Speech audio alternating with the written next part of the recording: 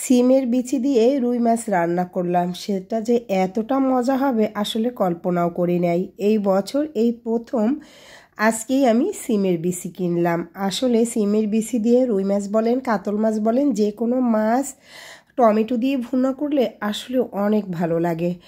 আর আজকের এই ব্লগ ভিডিওটা অনেকটা সুন্দর, আসলে দেখা কেউ একটু ভুল করবেন না, একদম টেনেও দেখবেন না। আশা করি সবাই শুরু থেকে শেষ পর্যন্ত সুন্দর করে দেখবেন।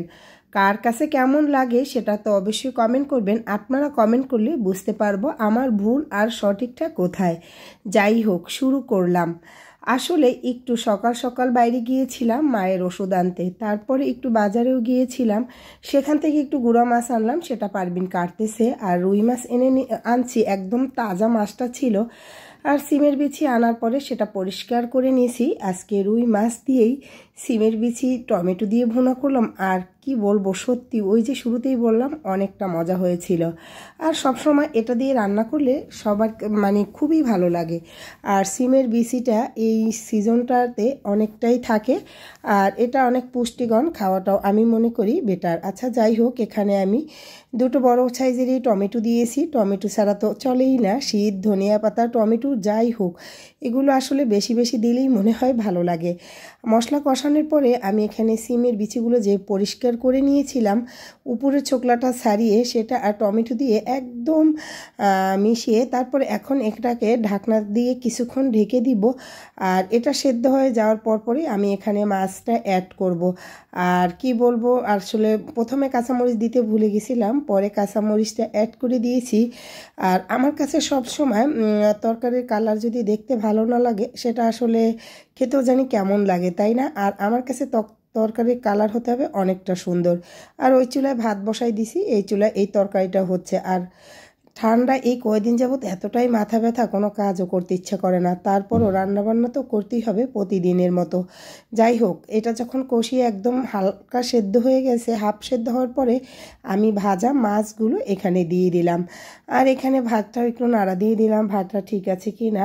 আর আমি কিন্তু সবসময় 2 বেলার ভাতই রান্না করি, সেজন্য বড় হাঁড়িতে। অনেকেই বলছেন যে কজন সদস্য, আমরা 4 জন 5 জন, বা এজন্য 2 বেলার ভাত রান্না করি। আর এখানে কিন্তু আমার রুই মাছ সিমের বিচি দিয়ে একদম ভুনা হয়ে গেছে, দেখছেন কালারটা কত সুন্দর, মাশাআল্লাহ। আর এইদিকে আমার বড় ছেলের জন্য একটু মুরগি রান্না করব।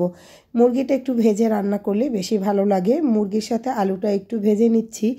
আর কি অল্প একটু মুরগির মাংস নিয়েছি, কারণ আমার বড় ছেলে এই খাবারটা কোনো মতেই সে খায় না। সে ফার্মের মুরগি যে কোনো মাংস খাবার পছন্দ করে। যাই হোক, ওর জন্য হলেও কিছু রান্না করতে হয়। আজকে শুধু এই সিমের বিচি দিয়ে রুই মাছ রান্না করলাম, আর এই ছেলের জন্য মুরগি রান্না করলাম।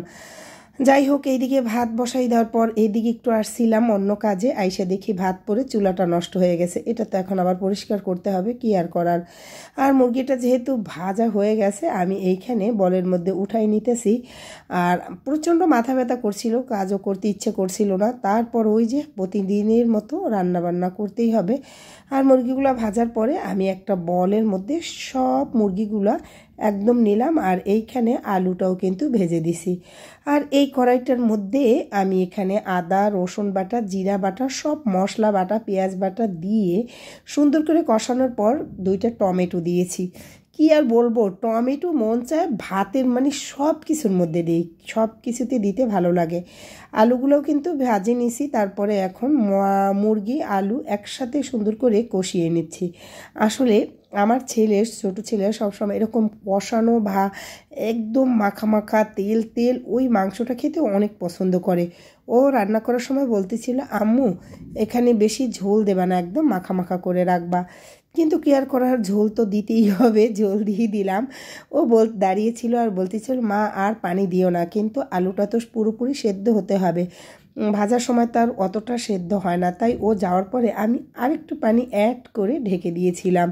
কি আর করার বলেন তো, এটা তো একটু জাল দিতে হবে, তাই পানি শুকাবে।